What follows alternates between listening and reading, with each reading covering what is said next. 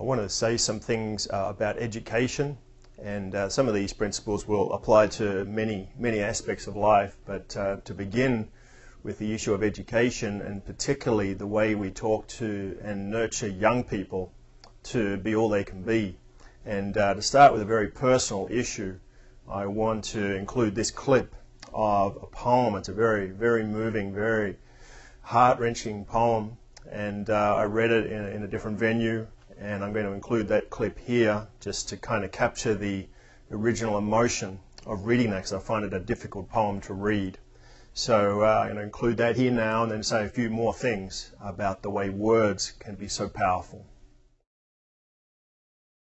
It's a poem written by a 14-year-old boy. He always wanted to explain things, but no one cared, so he drew. He wanted to carve it in stone or write it in the sky, and it would be the sky and things inside him that needed saying. It was a beautiful picture. He kept it under his pillow and would not let anyone see it. He looked at it every night and went to sleep thinking about it. When it was dark and his eyes were closed, he could still see it. It was all of him, and he loved it. When he started school, he brought the picture with him, not to show anyone, but just to have it with him like a friend. It was funny at school. He sat in a square brown desk, like all the other square brown desks, and he thought it should be red. And his room was a square brown room, like all the other rooms, and it was tight and close and stiff. He hated to hold the pencil and chalk with his arms stiff and his feet flat on the floor, stiff, with the teacher watching and watching. The teacher came and spoke to him.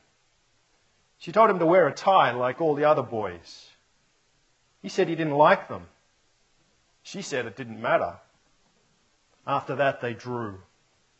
And he drew all yellow, and it was the way he felt about the morning. And it was beautiful. The teacher came and smiled at him. "What's this?" she said. "Why don't you draw something more like Ken's drawing? Isn't it lovely?" After that, his mother bought him a tie. Then he started drawing aeroplanes and rocket ships like everyone else. He threw his old picture away. He lay alone looking at the sky. It was big and blue and all of everything. But he wasn't anymore. He was square inside and brown. His hands were stiff. And he was like everyone else. And the things inside him that needed saying didn't anymore. It had stopped pushing. It was crushed, stiff, like everything else. The 14-year-old boy, he wrote this poem, he gave it to his teacher, and then 2 weeks later committed suicide.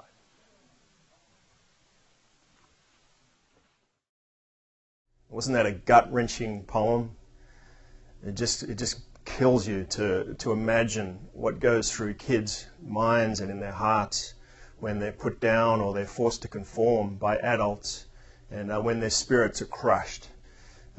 Many of us have had experiences in our life of having our spirits crushed by institutions, whether the institution is a school or a church, a corporation, or even in some cases a family. Most of us have some experience of growing up and being told something that we've had to overcome, something that felt crushing to us, something that felt belittling, humiliating, something that was condescending. Most of us have some experience in our life where we've had our spirits crushed and we've had to overcome that. I certainly did in my life, and in my school experience I was told many times, whatever I did with my life, not to become a public speaker. So what do? I go out and get a job which involved lots of public speaking, and I learnt two things from that. The first is, on the positive side, that no one is going to tell me what I can and can't do with my life. Maybe as a child I was passive and very open to what people said, but now as an adult I will not let people control my life that way. Their words may have hurt me in the past, but I won't let those words control me now. That's the first thing I've learned. The second thing is the power of words, even for myself when I speak to my children or to other people. Words are powerful. Words have the power of life and death, literally. We can build someone up with our words, we can give them confidence, make them fly, or we can crush them. So my encouragement here, and whether this is whether you're a teacher, a parent, or any sort of an adult mentor, speaking to kids, speaking to other adults, speaking to anyone at all, to remember the power of words. I'm going to use a quote here from Thich Nhat Hanh, who said, "Aware that words can create suffering or happiness, I am committed to speaking truthfully and constructively, using only words that inspire hope and confidence." That's a mighty goal to aim for. So before speaking, ask yourself some pointed questions. Are my thoughts kind? Will these words build up the other person? Or will they crush their spirit?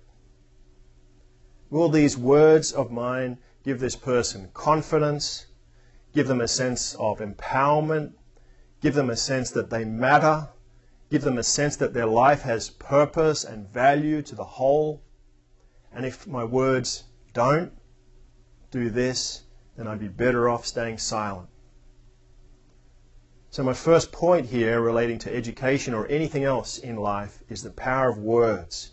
Be aware of the power of your words and make sure that you use your words to build up and to spread love and life rather than death.